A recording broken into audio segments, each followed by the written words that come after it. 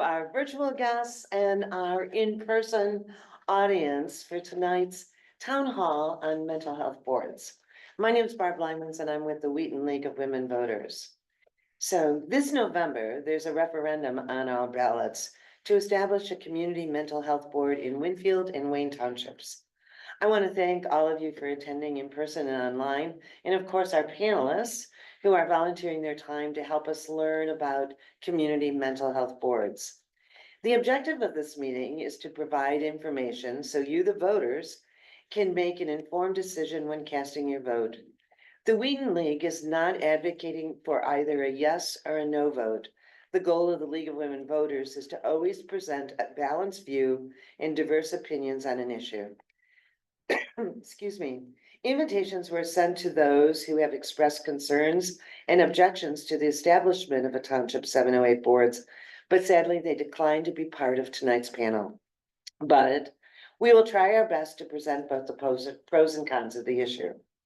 If you have any questions during the panel discussion, virtual guests, please feel free to place your questions in the chat, and we request our in-person guests to write their questions on cards being passed out by volunteers. And we will ask as many questions as possible before our evening is over. So I do want to give you some background on mental health boards. In 1963, Congress passed the Community Mental Health Act. One of the goals of this act was to allow those receiving treatment for mental illness to be treated in their homes and communities rather than in large institutions. While Congress initiated this change, complete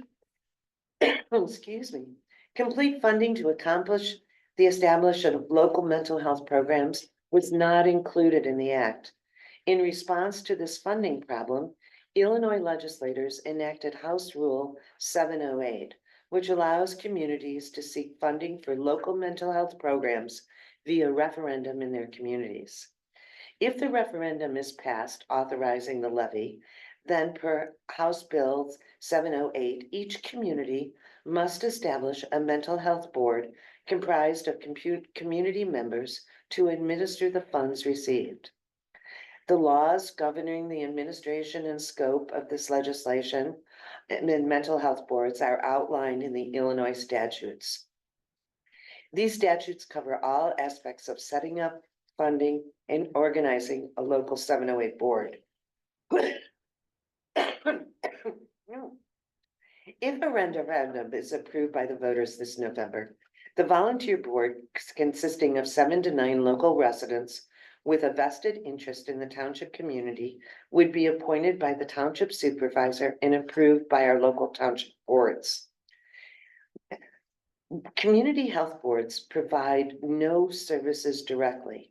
They are not service providers. Mental health boards do provide small yearly grants to providers of services for mental health, substance abuse, and developmental disabilities. The providers may be nonprofit, other government agencies, or even for-profit agencies. The grants do not go to individuals. All grant funds must be used in the community, so any grants directly benefit community members. Grants cannot duplicate existing funding. The grant programs and services are demonstrably underfunded or not funded at all. Mental health boards are funders of the last resort. The grants are reviewed and awarded by informed members of the community appointed to the mental health board who have demonstrable professional knowledge of mental health, substance abuse, or developmental disability.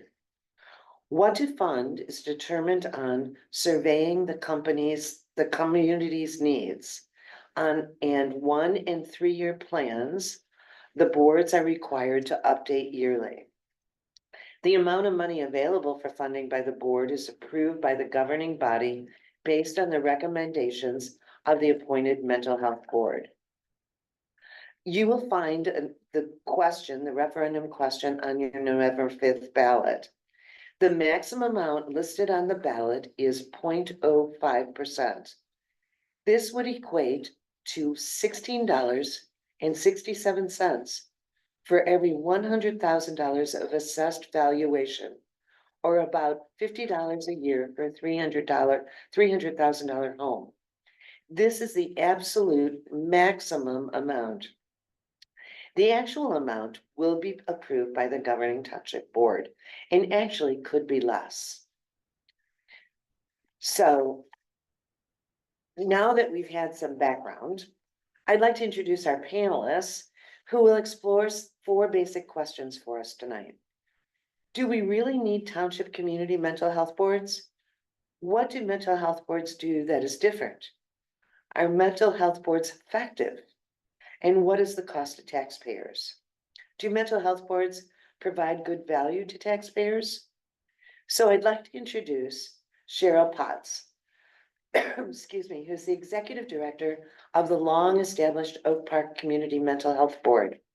Cheryl is the executive director, where she oversees the funding of mental health and substance use providers. The Oak Park Township Mental Health Board was established in 1973. The township's Community Mental Health Fund currently provides over $1 million in financial support for programs and services to 12 to 20 agencies per year in Oak Park. Jerry Kerr is the executive director of NAMI, DuPage. Jerry, did I pronounce your last name wrong? Kerger. Jerry Kerger is the executive director of NAMI DuPage, a national organization providing support, advocacy, and education in order to improve the quality of life of individuals with mental illness and their families. The organization envisions a community that eliminates the stigma of mental illness, creates awareness to identify illness earlier, and supports and empowers all people impacted by mental health conditions to live life with purpose and meaning. Kim Zoller is the executive director of the Ray Graham Associates. Kim served as president and CEO of Ray Graham Association since 2010 and has been part of the organization since 1994. Her leadership has significantly expanded the organization's services, and they are now supporting 2,000 individuals with disabilities. The Ray Graham Association is a loving community that provides stability and personal care for people with disabilities. Their goals are to have people reach their potential, grow their future through neighborhood living, and achieve their goals by pursuing personalized plans with measurable actions and results. So, ladies, as we discuss this and debate this in our communities, one of the questions people are asking is, do we really need mental health boards? So that's the first area I'd like to talk about. DuPage County and our greater metropolitan area is blessed with great health departments, as well as many outstanding public and private providers. Is there really a need for us to expand services through mental health boards? So Cheryl, let's start with you and then we'll go around. Sure. Well, not only as the executive director of the Oak Park Township Mental Health Board, but as a person living with mental health disorders, I can say unequivocally yes, that there is a need for local involvement in the planning and funding of these services. In Oak Park, our needs are much different than needs here in DuPage County. And the beauty of the community mental health boards is not only the funding that is available, but it is also the amount of assessment and planning made to make sure that the community needs are being responded to in a hyper local way. So I think unequivocally, yes. And I know we'll get into the details a little bit later, but I'll just stop there and hand it to Mary. Jerry, your thoughts, are they needed? Absolutely. There's a shortage of all kinds of medical providers. People wait 3 months for an appointment with a psychiatrist. They're sending adolescents outside of Illinois for hospitalization. There really is truly a mental health crisis. And we've talked a lot, the Surgeon General talked about the youth mental health crisis, but really I would say there's a mental health crisis for almost every age group in the United States. So yes. Kim? Absolutely. When speaking about children and adults with intellectual disabilities in Illinois, there is nearly a 17,000 person wait list. And that's really what I would consider an underreported wait list because it's a self-reported wait list. So we really don't even know. We know that there's at least 17,000 people. So those are 17,000 people who have nothing, no services whatsoever. So 708 mental health boards really help to provide some service, some stability for families to get by until they can get more comprehensive services that they really need. Do most nonprofits and for-profit agencies have a wait list? Is it larger for a certain segment, say addiction problems or general mental health or disabilities? Do It ebbs and flows. So the figure that you're stating, that is a state, in our state of Illinois, there are almost 17,000 people who the state should be paying for developmental disability services for. These are people who are eligible and should be receiving services, but who cannot receive services because there's not enough funding. The same is true with mental health and substance use disorders. We're having a workforce crisis. And I know our country is having a very large workforce crisis, but right now, we just do not have the amount of services available to meet the needs of individuals because the need is rising and we are seeing more and more strain on our sector. And so when it's more, when individuals can go and make the same amount of money working at Target that they can working as a social worker while having all of these student loans as a social worker, and having to deal with other individuals' trauma and processing through that, we're seeing that people are choosing other paths. And so we have to, in no other business would it be okay for us to say we're hemorrhaging staff, but we're going to continue paying them the same. We're not going to raise the rates for developmental disability reimbursement from the state or from mental health or substance use. No other company would allow that to happen. And so when it comes to our field and this underinvestment, we're seeing the results of that now. the lack of funding on the part of the state? Yeah, the state and the federal government, absolutely. And then, and then also health insurance companies as well. So we're seeing a lack of investment on their part. Sherry, your thoughts? Well, and also, even though we technically have health parity from 2008 or 2009, you know, what actually happens with insurance companies is not always what's supposed to happen. And I was at a meeting a couple weeks ago with a group of social workers from therapists from Naperville who are saying, well, we're not going to take this kind of insurance. We're not going to take this kind of insurance. And at some certain insurances, they're auditing people and asking for money back if you already provided the service. And so there are all kinds of issues with that, of access to care and who can get that. So it's not necessarily just people on Medicaid. We're talking about, it is a problem for at every income level, because insurances have so much control in our healthcare. And that's really, really what a lot of people are facing. So, and this is where your agencies fill those gaps of service for those denied by insurance or aren't receiving enough state aid. I mean, what are the greatest areas of need, would you say?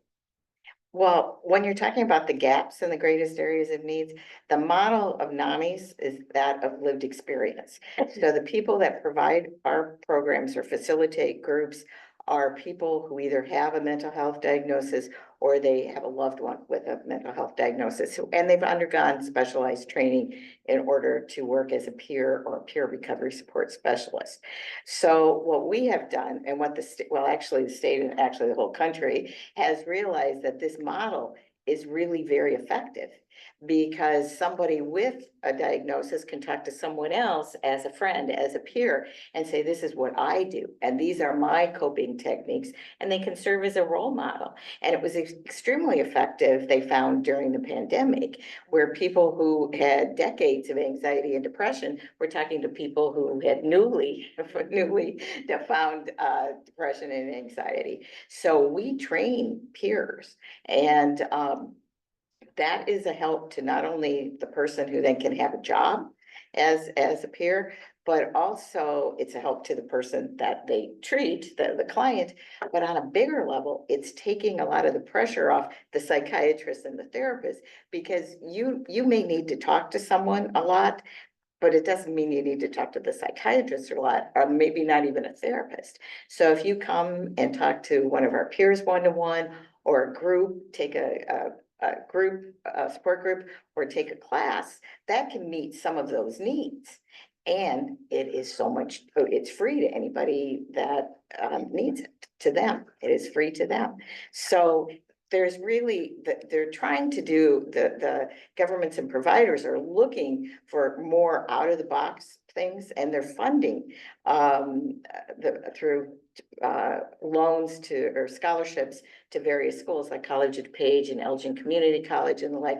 They're funding scholarships for people to become a certified recovery support specialist, which is a peer who has undergone some academic training, 300 hours of internship, which that's a lot of internship, and they have to pass a state test. And then they get a hire at places, many places are hiring them. And we've placed people even in the mobile units at DuPage County and Will County who have been trained by us.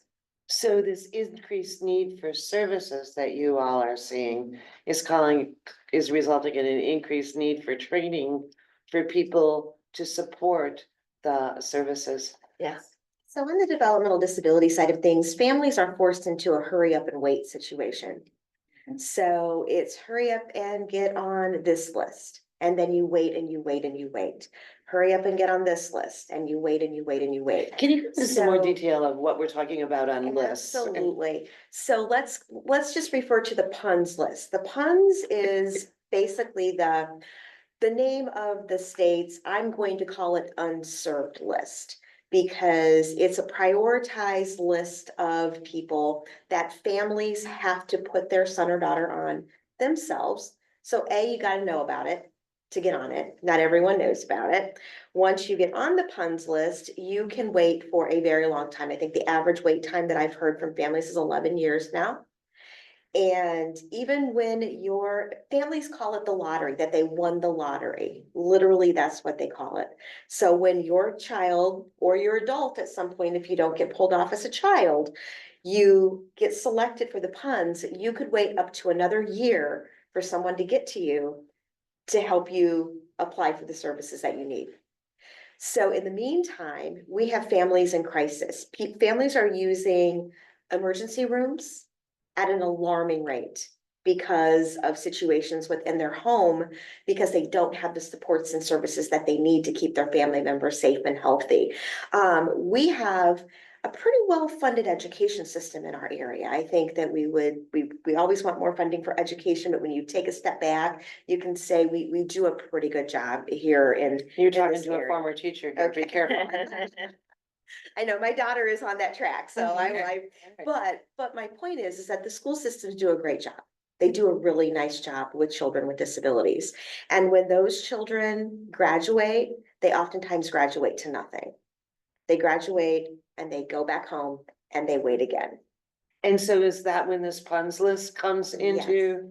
Well, the PUNS is the avenue to get the funding.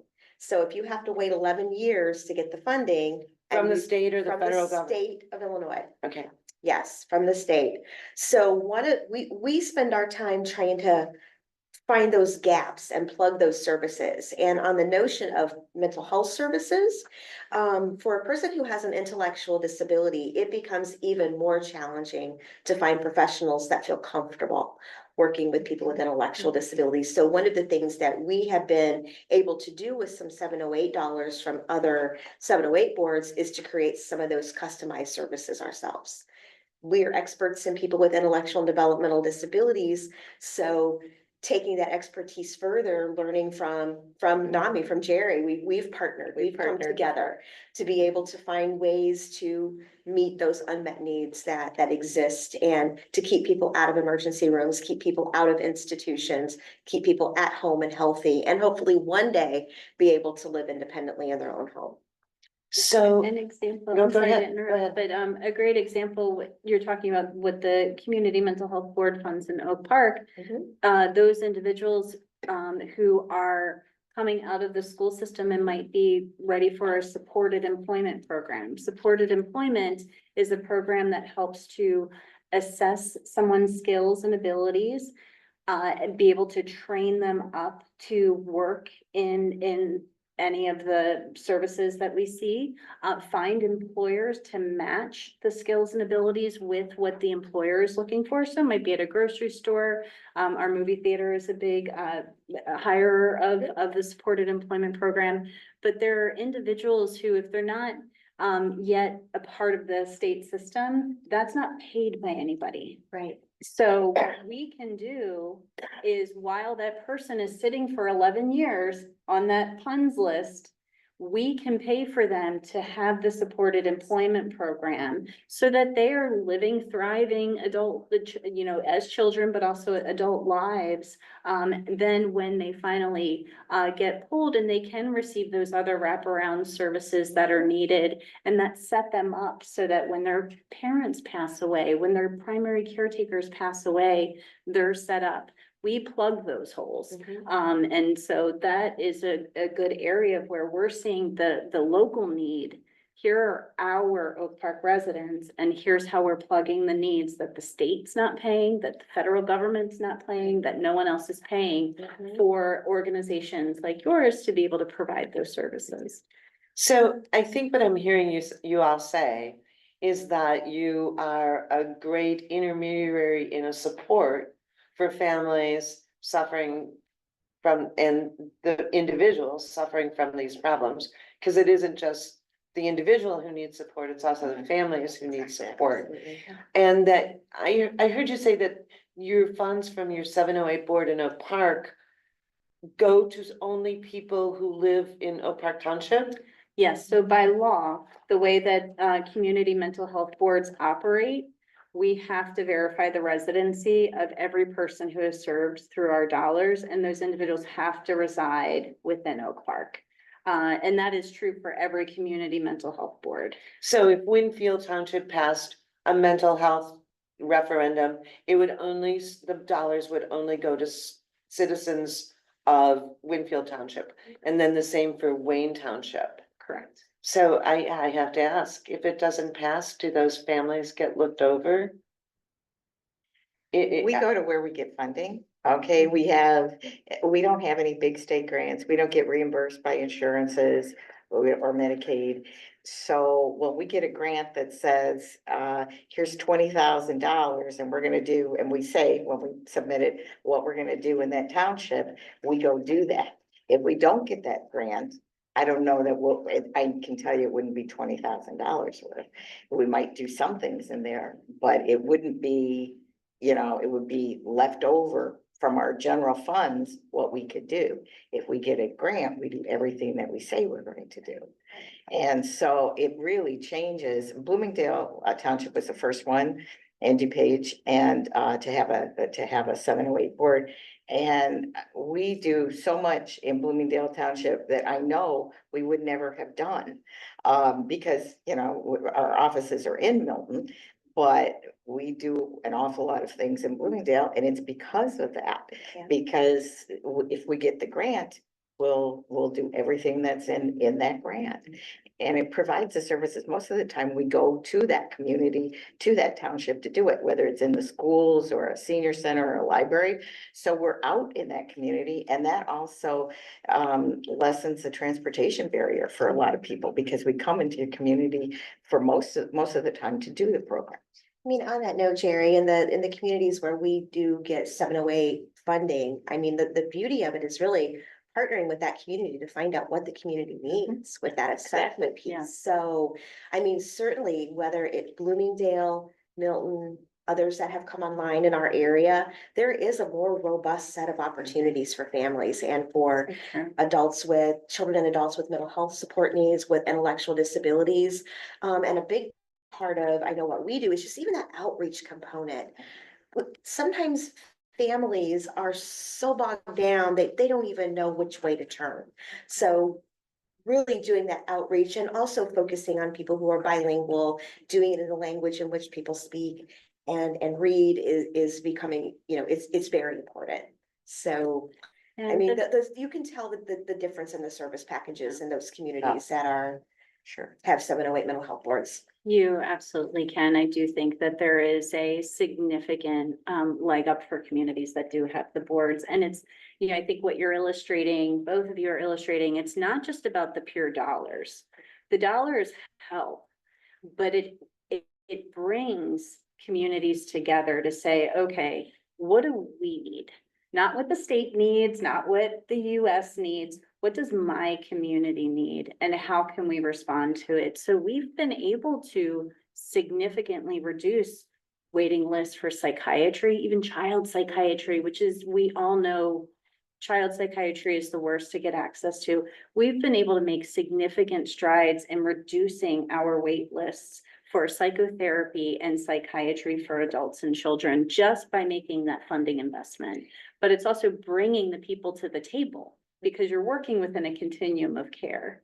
And by bringing those individuals to the table, by having a board whose sole job is to look at whether or not the systems are working, is significant. Because we do have in Oak Park, we have a health department, we have a village, we have all of these other taxing bodies. You're bringing up a question in my mind as you're talking here is, how do mental health boards not duplicate services that already exist? Exactly. But from what I'm hearing, you're supplementing services that already exist. So how do you all work together? I mean, the schools provide services, the county provides services. We meet with them all. We're trying to position ourselves as that go-to for mental health services so that we are the thread that ties all of them together. Schools have to focus on education. At the end of the day, that's their goal, education, and that's what it should be.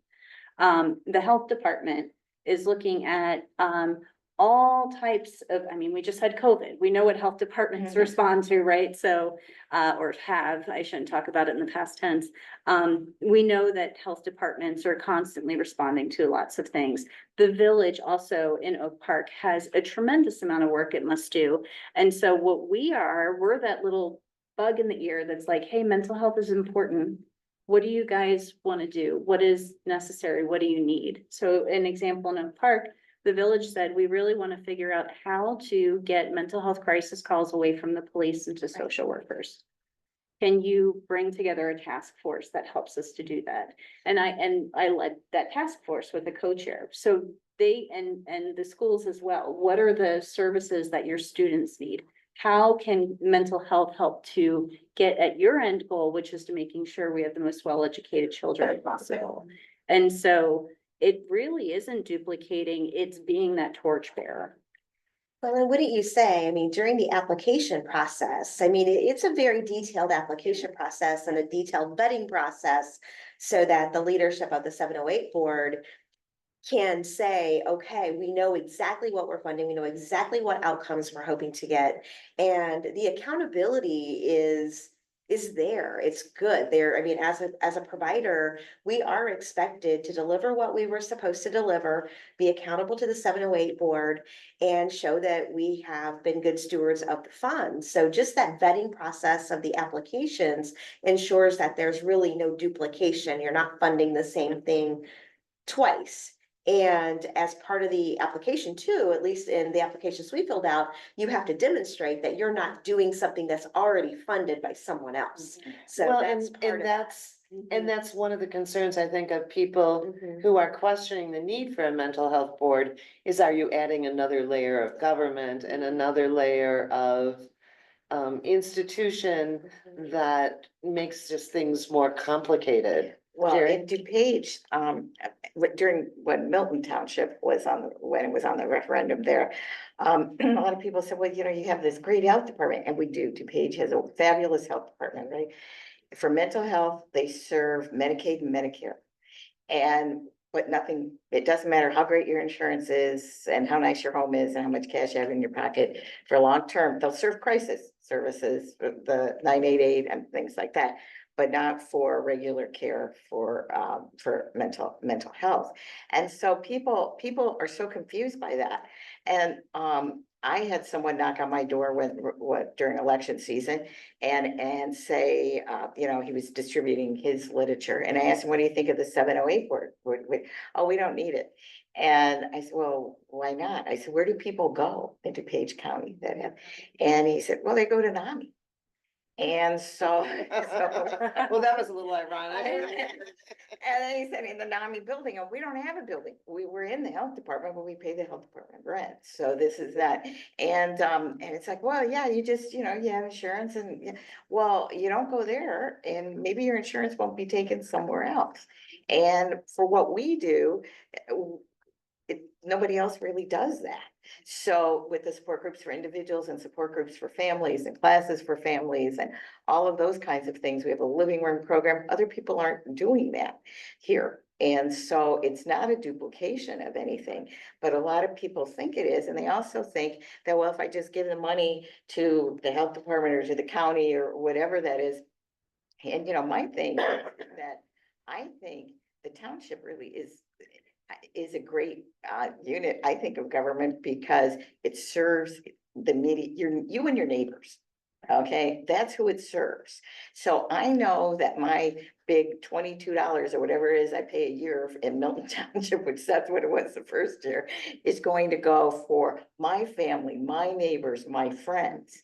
And I think that's a big selling point because some people think of tax, it just kind of goes into the black hole. Or in DuPage County, it'll go to the poorest, which I understand that's totally how things work. You give people with the less access, the government needs to take care of them first. But that's a harder sell in a lot of townships because you're not going to be able to make use of these services. That is totally untrue with the 708 boards because they're in your community. You don't have barriers of transportation for the NAMIs. It's not there's no fees, and for most of the other things, it's to provide free services to people. So it really removes a lot of those barriers that you have on if this money were to be taxed and deposited in another way, in another entity. And I think if you're, also layers, I know people think of layers as being bad. If we were another layer that was adding red tape on it up here, I would say, yeah, of course, that's a detriment. Nobody wants more red tape. Community mental health boards are cutting through the other layers to get to the services. So are we a layer? Maybe, probably, but are we a layer that's creating barriers or are we eliminating those barriers? And that I think is the bigger difference. Well, I'm just sitting here wondering, we're talking kind of generalities. Could each of you share us a story of someone who really benefited from a community mental health board? I'm gonna start with you because I think you deal with daily as a director and give you guys a chance to think about it. But I'm wondering if we make it more personally to see someone's benefit or, of getting these additional services, it'll make it more meaningful and more understandable for all of us who don't have the experience in your fields as you do. So can you think of someone? Yeah, Of course, no absolutely. names. Yeah, no names, but so in Oak Park, we're part of the township, but we collaborate very heavily with all the other taxing bodies. Even to the point where the Park District built a completely new community recreation center and our offices are smack in the middle of it. And they provide free after-school programming from 3 to 6. So tons of kids Through the Park District. Through the Park District, they provide this. But we said, we're located here. We want to normalize mental health with physical health because they're promoting physical health. We want to normalize mental health. we'll do some after-school programming for free with the kids who are coming in for the park district. And we had a session, and NAMI was our facilitator, not NAMI DuPage, but NAMI Metro Suburban, was the facilitator, and it was journal making, and through the journal making, they were talking about mental health. And in the middle of it, this, I would say he's probably 13, 14-year-old boy, just out of nowhere said, my uncle died by suicide. And I've never told anyone. And to have a space where, this child's coming to a community recreation center, thinking he's gonna play basketball or whatever he was, and decided to do this activity.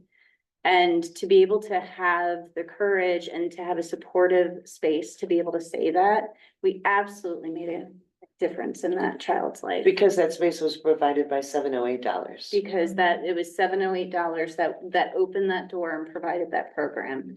And had that collaboration with the park district. So the community mental health and the park district came together, said this is important for both of us to do. Excellent. Anything come to mind, ladies? So I'll speak on the employment front. So we have several relationships with area high schools where $708 have provided us the vehicle to connect with young adults when they're in the transition years of their high school. So that sort of 18 to 22 up to the 22nd birthday. So is the Yeah. high school still servicing High them school's also? still servicing them, but it's that transition component. So, and when the 22nd birthday occurs at midnight, done from school. The bus stops coming, everything is done. So we do begin that work of meeting with the young people, doing preparation for what adult world looks like, adult services. And we had the opportunity to meet a young man that we learned had a lot of other challenges to employment. He needed clothing to wear to job interviews. His family needed support. We found that there was sort of some generational disabilities within his family, and the whole family needed support. And so what we were able to do when we met him was to start to get him connected, not just to the typical, let's refer you out to the DRS vocational system, but we've met you. We're gonna take you in, so to speak, help you get what you need, help you prepare, help you get the clothing that you need, make sure that the family has access to resources as well that they need. And today, this young man is employed, and the family has some additional structure and support on how to ensure that he can get to his job, how they know how to operate the Ride DuPage program, because they themselves had some supports that they needed to learn how to do that. Had we not met him, he's a young man that would have probably fallen like off the cliff right after high school, because there's a considerable amount of work that families have to do to pick up the pieces when high school ends, to make sure that, things happen smoothly the way that they're supposed to. And in this particular situation, it would not have happened if $708 didn't allow us to be there to make those relationships and Provide continued and support. for him. provided, yeah, and we did some wraparound services, so it was sort of that 708 is helping over here, and we're getting. What's a linked. wraparound service? Wraparound services, not everyone needs one support service, not everybody needs one thing. People's lives, there's a lot of different things that happen in people's lives, so it can be transportation supports, it can be supports during the day, it can be food security supports, it can be all kinds of supports that people need, because we're a whole person. So we can't just say this one thing is going to cure all for everyone, so. Jerry, anything you want to add? I think most of ours come we see about 15,000 students a year in DuPage County. And so we do lots and lots of presentations to students, to teachers, to parents, and the like. We get, students will disclose, as a matter of fact, this is before there were even worse 708 boards, but the 708 boards enable us to see way more students now. But came up after class and disclosed a plan, not just an ideation, a plan to end his life that week. And so we're able to get the people to the help, through the school, work with the school and get the help they need. That happens a lot to us, a lot. And we were Does the in, school notify you we or? notify the school because they Okay. tell us, because we have the peer. They tell people because you talked about your struggle. When we go into schools, we have at least one person that tells their story. And because they tell their story, the student feels comfortable to talk to them. And they come at the end and say, I have a plan, or I've been thinking about this. More often they come up to say, I thought I was the only one that felt this way, or you just described my dad or my best friend. And thank you so much. We get many kudos for the program from the students and the teachers who may sit in on the program or whatever, but we make sure that everybody's connected. The teachers come bring the social worker in if there's issues, and the families are brought in and they get the services that are needed. But we also have support groups that we operate for teens that have a therapist and a peer, adult peer though. We've had people where we've needed to stop the group and then the therapist take the person out because they've disclosed an suicidal ideation or something else. And then the other person keeps the group going. And so that is it's not uncommon. And so those are, you don't think that that's going to happen, but it happens a lot. And those services or those groups wouldn't be around if there weren't the extra Those- dollars? We use, when we go out and do the programs, we use where we have funding. And a lot of those communities, the only funding we get in the community is the 708 board. So if we don't get that money, we're certainly not gonna see 2,000 students in that time. And of course, the school district, though, they have social workers and things. The one-on-one is not there that would provide support, I continual think support. social workers in schools are more of connecting people to services. They're not really, for the most part, they're not doing therapy. You think about it, there's 2,000 kids in high school and there's 4 social workers. Okay, what would that caseload be? And so, it's really more connecting and dealing with immediate issues and things like that. But, and that's a really huge need, is for kids to have that extended therapy and other kinds of programs, supplemental programs, but therapy certainly. And we are really good at helping schools identify who those kids are. What about beyond the school age? We're talking about the adult community in our Winfield Township and our Wayne Townships. I can see where Ray Graham can definitely help those residents when they get beyond 22. How about mental health services for those beyond 22? Do you help police departments or? Yes, we work with 9 police departments in DuPage County. We also operate NAMI on campus at College of DuPage. We're looking at Benedictine, I think, at Wabansie High School, and in some other places too. But we are, those are really difficult age groups.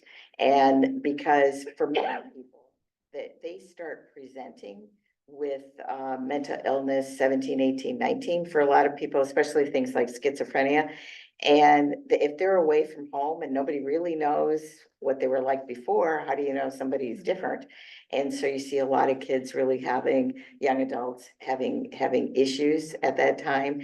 So we're talking about doing additionally more programs in there, because that's the chasm too. That's an age group that you really have to watch out for, because parents come and see us a lot for support groups when their kids are in their late 20s, because sometimes they fall out of it in college, they come home, and then they're working on getting into recovery, and they just kind of stay at home then, and maybe have a hard time getting back. Transitioning back. And so then parents, by the time their children are 27, 28, we start to see a lot more of the parents. Well, I've enjoyed this conversation so much, but I just looked at my watch and we need to get to some questions, okay? So are there any questions from our online guests? There are, and something just happened to the owl, but I'm gonna get it back here. Meanwhile, I have a question. Sure. I'm a retired teacher and I did, a few years in special ed Okay, high school. And I was working with the kids in development of, job, skills. So I can identify with what you guys are talking about. I know when, my generation was in college, we had, school teacher scholarships. Where there was a scholarship for you for your whole, tuition. And you had to work in the state for a couple of years. That was the deal. Why couldn't we do something like that for people in mental health, especially those therapists, social workers, people who work with people? Why couldn't we do that?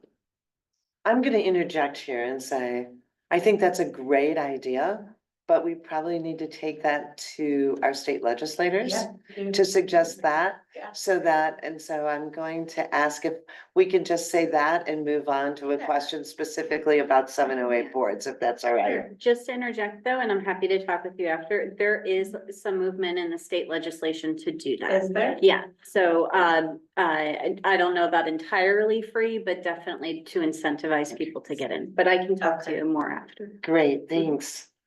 Well, I'm gonna go to some questions that were submitted beforehand then. And we're gonna kind of do this as a lightning round. Okay. If the referendum would fail, would this result in Winfield and Wayne residents not receiving services? I think you've indicated that if the grant money wasn't there, you wouldn't be able to provide services to the targeted communities. We certainly wouldn't be able to expand our services in this geographic area like we have in other 708 townships. You know, we would have no other vehicle to do it if not 708. And I think, if townships are consolidated by referendums, there's always the concern that there's too many government bodies in Illinois. What happens to 708 boards then?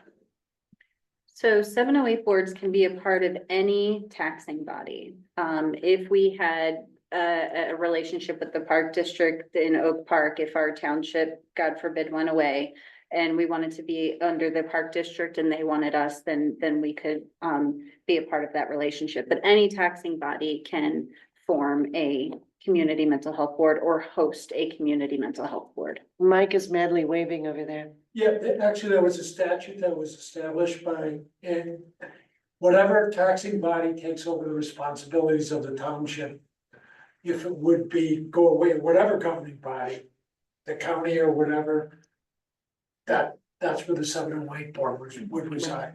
708 board is a separate entity supervised by the governing body.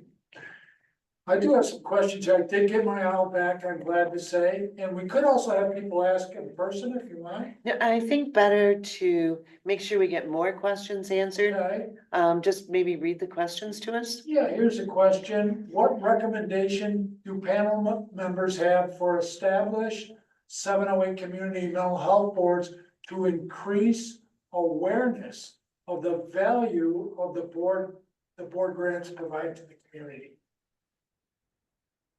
Want to do that one more time? Yeah, what recommendations do the panel members have for the established 708 boards like Cheryl to increase awareness of the value of their grants to the community? I can tell you in Bloomingdale Township, many people are unaware of all the great things that our 708 board is responsible for.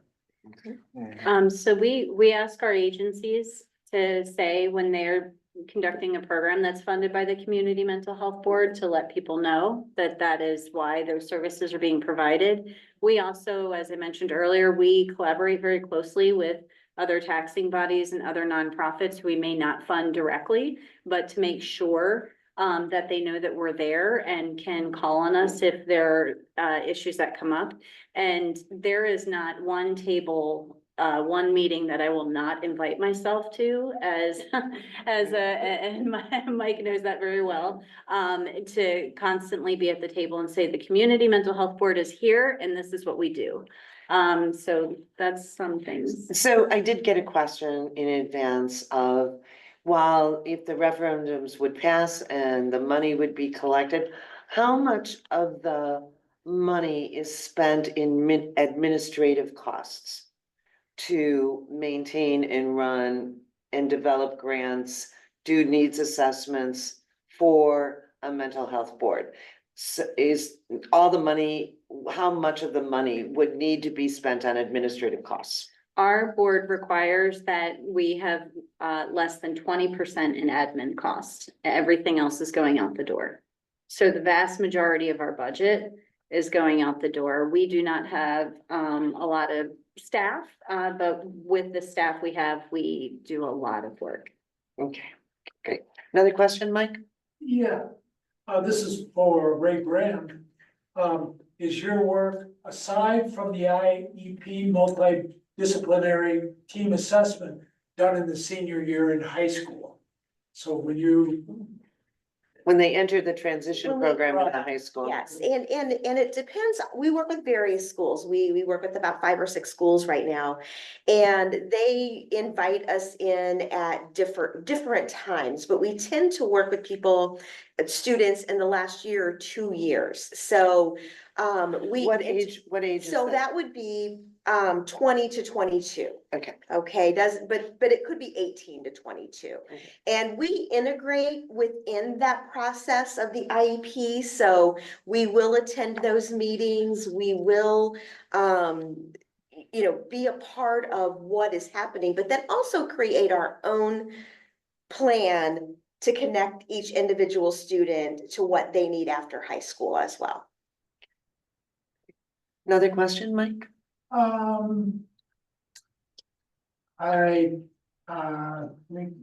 That's. I've got one here then, Go while ahead. you're looking. There is a concern that the funds created by a 708 board could be used to support school counselors, police officers, which are already funded by tax dollars.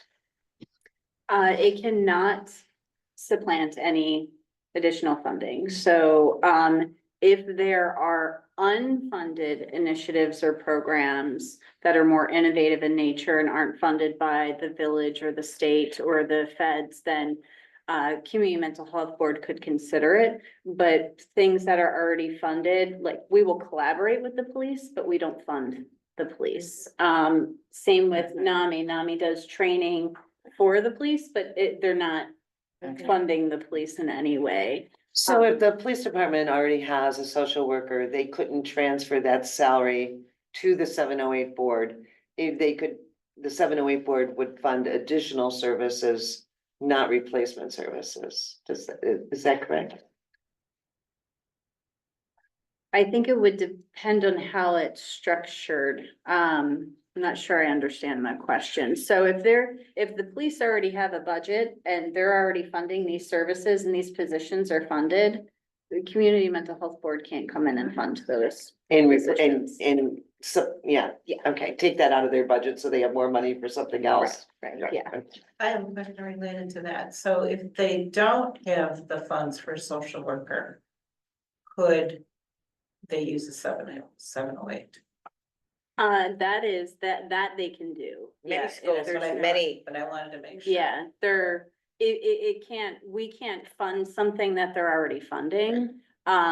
But if they are starting up a new program and they want to add social workers and that's not currently funded, that is something a 708 board can fund. Okay, that makes more sense. I'm sorry, I didn't understand the High question. school would get a specific drug counselor on staff with funding from the 708 board. Because that's not something the school board would ever admit that they needed. Right, yeah, so if And they're, make that. mhm, So they could have a drug counselor in the building, but that drug counselor is funded by $708, not school dollars. right. Correct. Okay. And in Oak Park, that's a great example. We fund our local substance use treatment provider. They're the ones who have the counselor in the school. So we fund the agency, they provide services in the school. We don't fund the school for those services, Right. though. And you don't hire the personnel. No, The 708 board never hires personnel. They fund services and organizations who hire and hire personnel. correct. Okay. Mike, do you have another question? No, go ahead with another one of yours. I'll ask for questions right now. We had a couple that are pretty complicated. So I'm gonna ask that one person. Ian? Yes, you have a question? Who are the people that are on the 708 boards? So in Oak Park Township, so they are appointed by the township supervisor. And we have we have 9 members total. One of them is a township trustee. So there is there's always one, I think, no, I think some jurisdictions have 2. We have 1 trustee on our board and the rest are all community members. So they have to live in Oak Park. And we have people with. Well, they have to various- live in the township. In the town. Township. Yeah, they don't all have to live in Oak Park to be in Milton Township, but they have to live in the township where the board is. And we recruit people based on what their experience is. So we have some clinicians on the board. We have some parents who have lived experience with their children with developmental disabilities. And so we try to be representative of the community. And how would someone know that you are looking for somebody, for a member or a member is needed, say for? They post on the websites usually. Well, I'm assuming they would post it on the township website Yeah. Okay, so like Winfield Township would post something. and Wayne Township. Or Wayne Township. Right. Mike? I have a question here. What does success look like, for example, measurable goals? So how do you know you're being successful?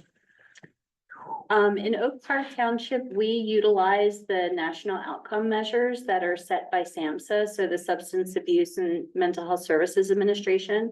And all of our agencies report on, there are 10 different domains, and it is about increasing knowledge, decreasing incarceration, increasing housing stability, increased access to education, employment, increased functionality. So there are very specific measures that the government has put out, and those are the ones that we utilize.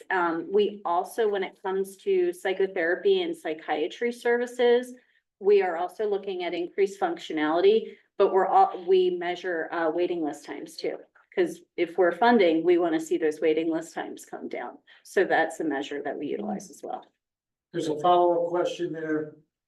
Sort of touched on, but do you set goals? And I know both Jerry and Kim can comment on how they have to report to the mental health boards here in DuPage what they've accomplished. So, do you set goals? Oh my gosh, yes, do we ever, goals, objectives, with the whole 9 yards of everything that we're going to do, so. We have, well, I'll use the children's program, the youth program as an example, but Dami DuPage many years ago developed a program in high schools for high school students called Ending the Silence to reduce stigma and to give kids the resources that they need, what signs and symptoms of mental illness, and then where do you go? And so that program, it's an evidence-based program. And so we measure like the percentage of people that think that would be able to help a friend afterwards. They'd say, how many of you would be comfortable in that, talking about mental illness? How many of you can, name 3 resources, all of those kinds of things. So it's sort of a standardized thing. So, and that's used throughout the whole nation now, even though it was started here, it's used across the United States. And so that's really a good way to measure. And, it comes out almost universally, high numbers where students learned something. And most of the time they learn something because we have 2 people, but that one person with that lived experience is what the students usually remember. So when you apply, when you receive it, you apply for a grant, the community will do a needs assessment. Put out the needs, and then people will, agencies, along with many others than yours, will apply for a grant. That grant has to list their objectives and their goals. And the timeline. 708 board will hold them accountable to meet those goals and objectives. And on that note, the reporting of those goals and objectives, the outcomes, most 708 boards, the reporting is on a quarterly basis. And you're probably not gonna get your next payment if you haven't achieved your goals or moving in that direction. So it's, payment is based upon the achievement of outcomes. So it's not just, here's your money, good luck. It's Yes. very much, here's your first quarter. Did you do what you were supposed to do? Here's the second quarter. Did you do what you're supposed to do? And on we go. And we've even had to have agencies repay Mhm. for not meeting goals. Yeah. Okay, so, Is that transparent to the community then? yes, I Good believe information. that if you go on the websites of other 708 boards, their budgets, their goals and their objectives and surveys are all listed on their websites. It's now 8:03. And so do you have one last question? Well, this one was specifically directed for Jerry, but I suppose go for all 3 people. Could you provide an example of a goal met? We might say 75% of students, we'll say like how many students of 1,500 students, 75% will be able to identify 3 mental health resources in their community. Something like that. What's a goal, Ray Graham? What's that for a person? Sure. So I will speak to, again, the work that we do in the area of area high schools. So we do pre and post surveys with students. So before we begin our work and at the end of the work that we do. And those are going to be around job readiness. And do you have your resume now? Can you proficiently participate in a mock survey? Do you know how to dress for success, and can you demonstrate that? So those are some goals. And then the ultimate goal really is people finding a job, employed, a paycheck. Okay, I'm gonna ask one more question, just because I can't. Someone's gonna throw us out either here, that's one kid. We've talked a lot about kids, I'm gonna say kids in school. I'm really curious about, maybe because of my age, senior services that you offer. I mean, if a 708 board is taxing the whole community, I guess my question is to you, how does it serve the whole community? The Community Mental Health Board of Oak Park, we partner with our senior services. We actually fund them to do in-home mental health services with seniors. So they are the experts in Oak Park, so we go to them. They're in so many homes, they provide so many services. And they are the ones who do it. But yes, absolutely, and we see high rates of depression and isolation in that community, and we're unfortunately seeing the rates of suicide increase in that community. So it is incredibly important to serve seniors. Jerry, senior services? Absolutely, big need. We talked all so much about the youth during COVID and the like, but as I mentioned, that the DuPage coroner has said that he's been seeing a lot of people our age, his age and mine now. So seniors are, unfortunately, there are tremendously high rates of depression and suicide. So we have expanded, we've always served every age group, but we're really making a big effort. And a few, last year, we were out and we currently have actually an application pending in front of Milton Township to do two senior centers and low-income housing sites for seniors. And we started one last year. And what happened with that was that the staff told us, they came out from Chicago actually, to say that the seniors were getting along better now and there was less fighting. And instead of saying you were having a support group, because nobody wants to say, our name is mental illness in it, so they don't want to say anything bad. So we were having happiness groups. And so our happiness groups, the seniors love the happiness group and talk about what makes you happy. Yeah. And so now they want us to come all the time. So it's, and so it's a different thing, a slightly different, but really you're doing the same thing. It's just a different age group and how your approach. Well, and on that note, I would just say, just because you have an intellectual disability, the stressors that you experience in your life as you're aging, whether you are you're transitioning away from, a structured day, which is maybe work for you, or maybe it's attending a life skills class, life skills setting for a person with an intellectual disability, you're still experiencing that emotional roller coaster that you're on. So in terms of mental health support services, we provide that with the customization to people with intellectual disabilities. And we work really hard for those folks to have a meaningful retirement.